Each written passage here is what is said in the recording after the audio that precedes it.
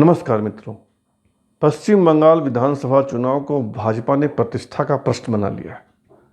कैसे बनाया ये मैं बताता हूं आपको, आप समझ जाएंगे। आज भारतीय जनता पार्टी ने पश्चिम बंगाल में तृतीय और चतुर्थ चरण के उम्मीदवारों की घोषणा की।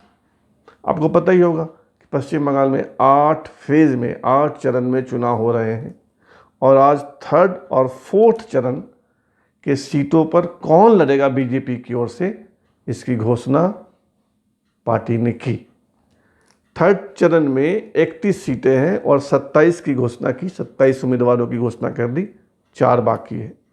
फोर्थ फेज में 44 सीटों पर चुनाव है और 36 की घोषणा बीजेपी ने कर दी है। लेकिन इसमें जो नाम है उम्मीदवार वो चौंकाने वाले हैं। बीजेपी ने आज जिन उम्मीदवारों की घोषणा की है उसमें 4 सांसद हैं, 3 लोकसभा के और 1 राज्यसभा के। 3 लोकसभा के 1 राज्यसभा के उम्मीदवार उतारना विधानसभा के चुनाव में गंभीर बात है। इससे साबित होता है कि बीजेपी ने चुन चुन के उम्मीदवार उतारे हैं। 3 लोकसभा सीटों पर फिर चुनाव होगा, इसकी चिंता नहीं है। 3 विधानसभा चुनाव जीतना है 3 सीटों पर, इसकी चिंता बीजेपी को ज़्यादा है। कौन कौन है सुनिए। बाबुल सुप्रियो केंद्र की सरकार में मंत्री हैं, आसनसोल से लोकसभा के मेंबर हैं और उनको उतारा गया है टॉलीगंज से विधानसभा के लिए। लॉकेट चटर्जी हुगली से लोकसभा के लिए चुनी गई थी और अब उनको चुनचुरा विधानसभा से उम्मीदवार बनाया गया है। स्वपन दादा अंग्रेजी के बड़े पत्रकार हैं और बीजेपी की सरकार ने ही उनको राज्यसभा में भेजा था, मेंबर ऑफ पार्लियामेंट बनाया और उनको भी विधानसभा चुनाव में उम्मीदवार बनाया गया है। सीट का नाम है तारुकेश्वर। निशीथ प्रमाणिक पश्चिम बंगाल में कूच बिहार लोकसभा सीट है, वहाँ से चुने गए थे और अब उनको विधानसभा में उतारा गया है दिनहाटा से। दिनहाटा एक विधानसभा की सीट है। अर्थशास्त्री हैं बीजेपी में एक अशोक लाहिड़ी, उनको उतारा गया है अलीपुरद्वार से। रविन्द्रनाथ भट्टाचार्य 80 साल की उम्र है, टीएमसी में थे। सिंगूर चर्चित, जहाँ से ममता बनर्जी को नाम मिला, ताकत मिली, तो इनको रविन्द्रनाथ भट्टाचार्य को टिकट नहीं दी ममता बनर्जी ने। भट्टाचार्य साहब आगे बीजेपी में, उनको दिया है बीजेपी ने सिंगूर से। राजीव बनर्जी को भी दिया है, राजीव बनर्जी मंत्री थे टीएमसी की सरकार में, वहाँ से बीजेपी में आ गए, उनको भी उतारा गया मैदान में।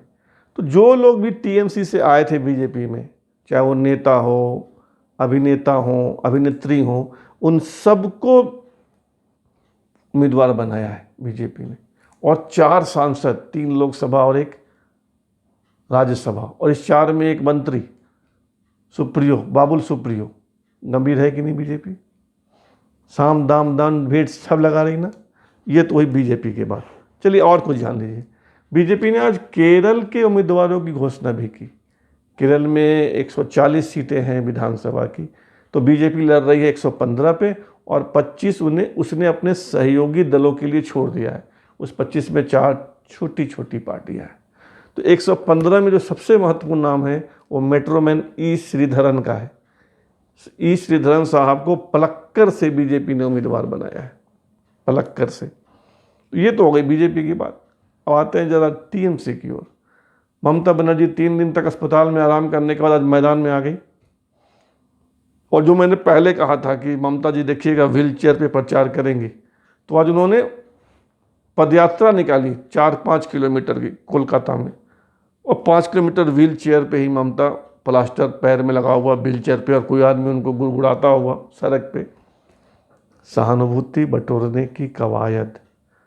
अब कल उनकी सभा है, लगातार सभा है, 15, 16, 17, 18 विभिन्न क्षेत्रों में, और सब जगह प्लास्टर दिखाएंगे, व्हील चेयर दिखाएंगे, मास्टर स्ट्रोक, सहानुभूति बटोरो।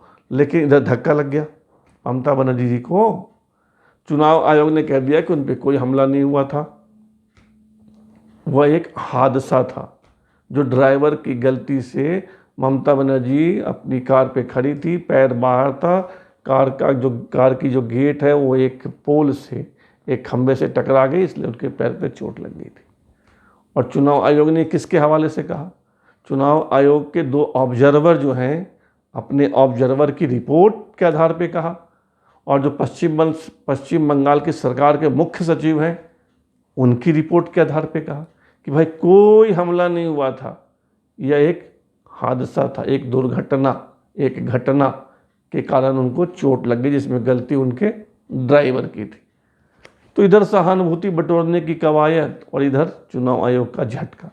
अब देखिए पश्चिम बंगाल में क्या होता है, लोग सहानुभूति देते हैं ममता दीदी को कि नहीं देते हैं। जो भी होगा आपको हम बताएंगे। फिलहाल अभी इतना ही, लेकिन आपसे आग्रह है कि चैनल को सब्सक्राइब कर लीजिए, लाइक भी कर दीजिए, कमेंट भी कर दीजिए और अच्छा लगे तो शेयर भी कर दीजिए। जय हिंद।